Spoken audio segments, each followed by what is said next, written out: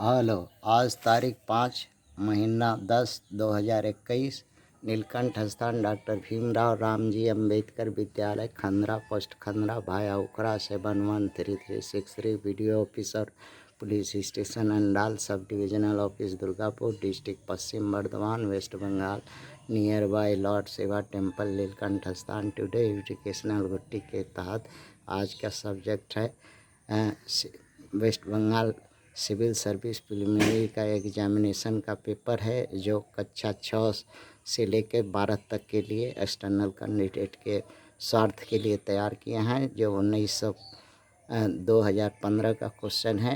Question यार पढ़ते नहीं हैं, अंडरलाइन किए हुए हैं। ये समझ करके इसका उत्तर डी हो रहा है और इसमें कुछ पॉइंट पर डिस्कशन करना चाहते थे, लेकिन वीडियो लंबा हो जाने से नहीं लेता है, इसलिए शॉर्टकट में पढ़ लीजिए और अपने से तैयार कीजिए। कुछ मेन पॉइंट जो है हम कह दे रहे हैं, जिसमें ये प्रथा मनुवाद से प्रेरित प्रथा है टैक्स का और इंस्टीट्यूशन का। पहले मनुवाद में ऐसा ही होता था, राजा महाराजा जो बाहर से दूसरे देश से आ कर के यहाँ के मूल निवासियों को प्रशासन करने किए, वही प्रथा इंस्टीट्यूशन प्रथा लगाई, जिसमें राजा को राजपाट करने के लिए इंस्टीट्यूशन सलाह देते थे। तो उसी का एक उदाहरण है फाइनेंस कमीशन, जो भारत पर मनुवादी शासकों का राजकाज करने का सलाह देते हैं। एडवाइजरी है, वही मेन एडवाइजरी। और इसी तरह जो है बाहर से आए हुए शासकों में अंग्रेज़ और मुग़ल भी इसी पद्धति पर इस देश के मूल निवासियों पर राज किया। जब अंग्रेज़ जाने लगे तो सत्ता का हस्तांतरण इन्हीं मनुवादी शासकों के हाथों में दे दिया और वो अपने इंस्टीट्यूशन प्रथा जो पहले मनुवाद का मूल है, वही प्रथा से फाइनेंस कमीशन और योजना कमीशन और सब कमीशन बनाया, जो यहाँ के मूल निवासियों को गुलाम बनाए रखने पर, शासन करने पर, इनको सताने पर, इनसे कर अदा करने का, इनसे मजदूरी कराने से, इनकी दास्ता का गुलामियों में जकड़े रखने का एडवाइजरी अर्थात सलाह देने लगे।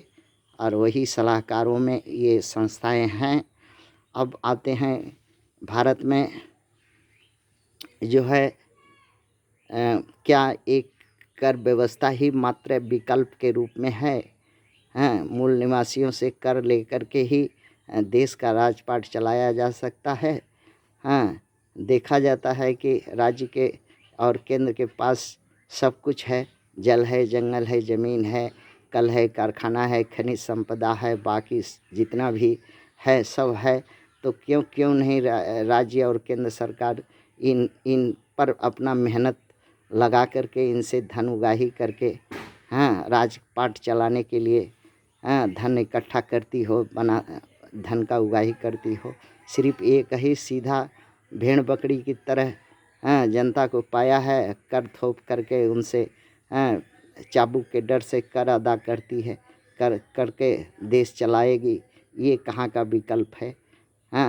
और अपना पीठ थपथपाने के लिए यहाँ जनता को कहती है कि कर से देश चलेगा, कर से सेना का व्यवस्था होगा, कर से और सब कुछ जनता के लिए योजना बनेगी। तो योजना जो है दूसरे देश को दिखाने के लिए, अपना पीठ थपथपाने के लिए योजना बना करके उस देश में ढिढोरा पीटते हैं कि देश भारत में इतना जन कल्याणकारी योजना वहाँ की जनता को इतना सुख सुविधा के लिए कर रहे हैं, ताकि वो वहाँ के शासक जो है कर व्यवस्था पर नहीं हैं।